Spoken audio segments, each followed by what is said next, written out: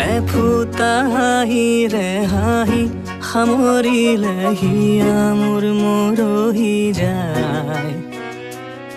আজৰি পৰতে কথাবোৰ গাঁঠিলো পাহৰো তোমাকে পাই। মৰম কি এনেকুৱাই, মৰম কি এনেকুৱাই, মৰম কি এনেকুৱাই।